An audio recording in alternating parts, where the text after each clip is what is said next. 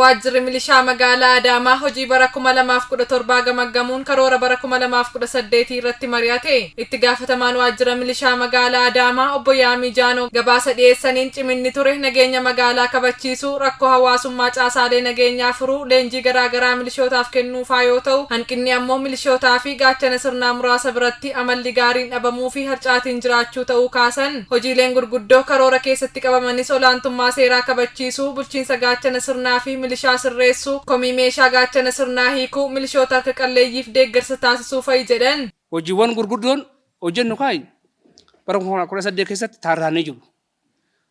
Hojiiwwan ijoon keessoo milishaa fi gaachana sirnaa qulqulleessuu, ragaa milishaa fi gaachana sirnaa qindeessanii bulchuu, komii milishaa gaachana sirnaa hiikuu, waraqaa eenyummaa milishaa fi gaachana sirnaa akka argatan taasisuu, rakkoo hawaasummaa milishaa fi gaachana sirnaa safartee hiikta akka maayinee hiiktu.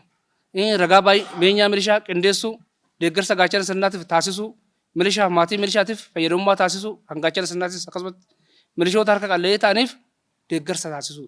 Hojiiwwan ijoon bara kana akka mana keenyatti qabannu kana ka'umsi milishaa fi gaachana sirnaa hojii nageenyaa keessatti ilaaltaa. Xiinxala sodaa nageenyaa hin gaggeessina, gurmaa'insa bobbii isaanii hin cibsina, oopereeshinii hin gaggeessu.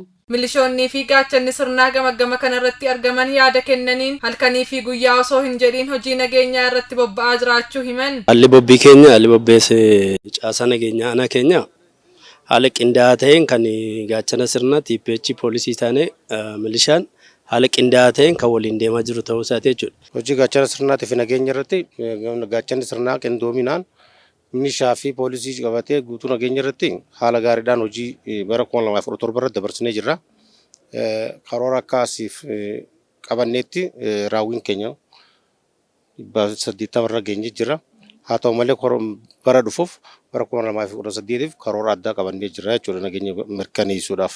Nageenya magaalaa eeguun cinattis hojii misoomaa adda addaa irratti hirmaachaa jirras jedhan. Hojii nageenyaa cinatti hojii misoomaa ashaaraa magariisaa karaa irratti kan hojjechamaa jiru kana duulaan kan qaamni nageenyaa kophaa isaatti yaa'ee kan dhaabaa jiru ta'uu isaati jechuudha. Har'uma ganama har'aa kana gara biqiltuu 2000 olii caasaan nageenyaa akka caasaa nageenyaatti kan dhaabsisne ta'uu isaati jechuudha. Bara kana keessa ingidiyaa wanni hojjetaa turre biqiltuullee dhaabaa turre hojii nageenyaallee akkasumatti oofaa jirra.